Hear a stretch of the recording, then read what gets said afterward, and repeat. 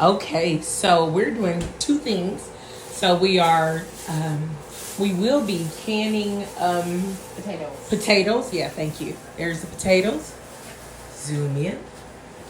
And then right now, Eva is, what are you doing? I'm going to do the other thing of asparagus. No, what are you doing?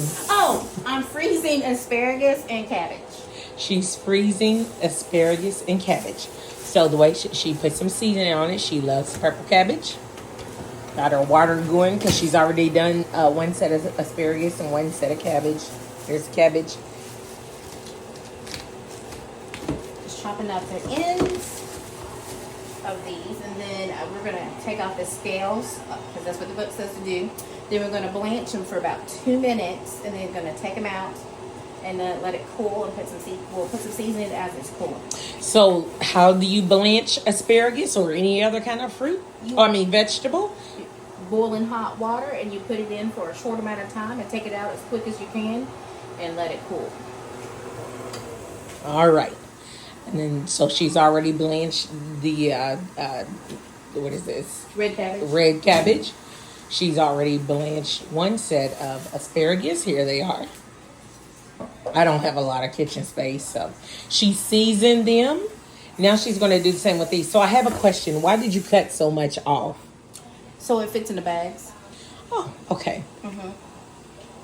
But it wasn't as tender because they want you to do tender.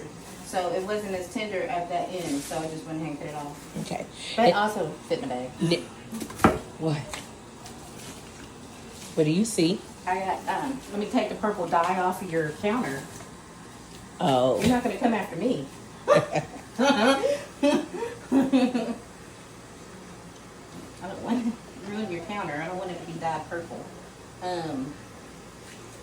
Shoot a rabbit. How do you shoot a rabbit? Very carefully. With one of those big guns that Elmer Fudd had. Oh, I apologize. I'm so sorry.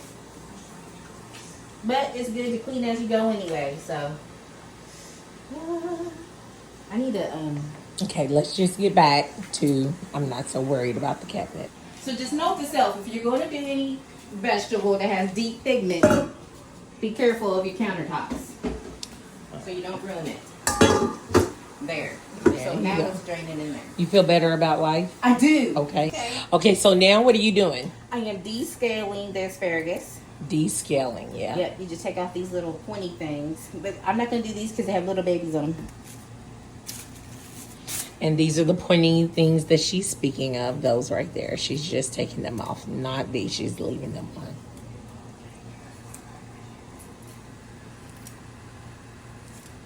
Okay. They're screaming, I feel naked. Yeah. Look at that. Water's at a nice rolling boil. That's nice.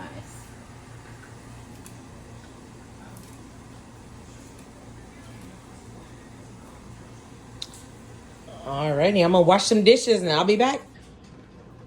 Alright, sis, we're back. So she has already bagged one thing of asparagus. And this is for freezing. This is how you'll do your vegetables. Like this.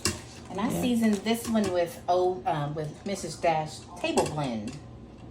And the other one was Southwest Chipotle. No.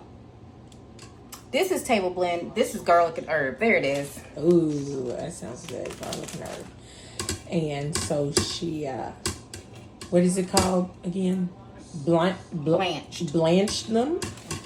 How did you blanch them? One more time. So I put them in boiling water after I cut and cleaned them. And then I put them in there for a total of 2 minutes for the asparagus. And then I let them cool. And then I seasoned them as they were cooling. And then now I'm putting them in freezer bags. Make sure all the air is out. I'm just going to roll it. Just make sure it's out. That has a little bit of air in it. There. So these are going in the freezer. These are good, ate fast. I'm just saying. I'm going to do the cabbage next. So you got to let them cool before you put them in the freezer. Right. Here's our water. We're getting it ready for the potatoes. As you can see, the potatoes. We're gonna do them next. Okay, now she's gonna do the cabbage. My hands are clean, I promise. She wasn't digging in her booty. And so these got cut into wedges.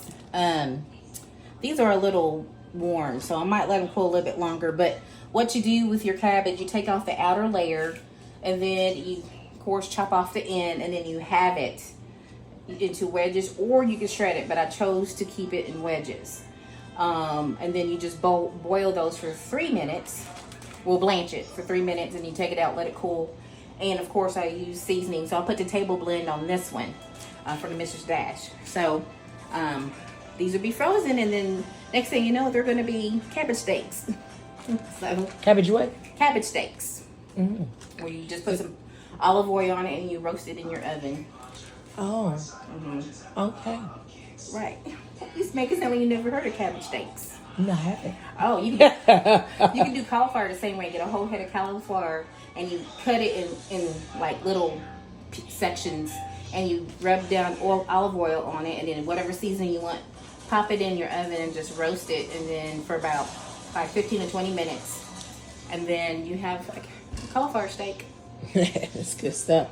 Now my oven doesn't have a roast on it, so I roast mine at between 350 and 400. So I mainly do. Do you leave it on bake or do you put it on broil? I bake. You bake it. So when you put it in the oven, saying bake it, September said hi. Hi, September. When you put it in the oven and you bake it, it's called roasting. Roasting it. Yes. Oh, okay. It took me a second, like, where we go with this? I forgot. Lost my train of thought.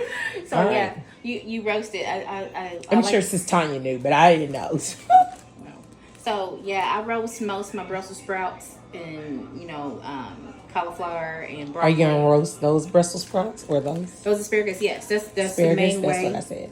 That's the main way I cook the asparagus at home anyway, as I roast them in olive oil, and it tastes really good. Very rarely do I pan fry them, but I mainly roast them. Okay. These are a little warm, so I'm gonna let them cool down just a little bit longer.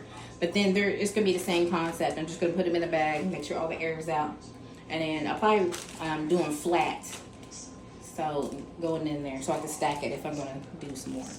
Yep, and these have to, until you're ready to use them, they need to stay in your freezer. And the reason that is because the temperature in our homes they change, they fluctuate. And so these need to be at a certain level, a certain temperature. Even when you're doing your canning, you're with your mason jars and your canning using your canner, it needs to be after it's all cooled down and everything, it needs to be in your freezer until you're ready to use it. So now we're going to get to peeling potatoes, and we shall be back. Oh, dag, you left, son. Oh, it's calming down now. Oh, you missed it. Oh, my, not sending you this video. It was bad. Right. It was firing up. It'll start whistling once it starts reaching red. You see where it's at? It's still in the green. Yeah, it's warming up, though. There it is. Flip it up. You see how it's spinning? Up.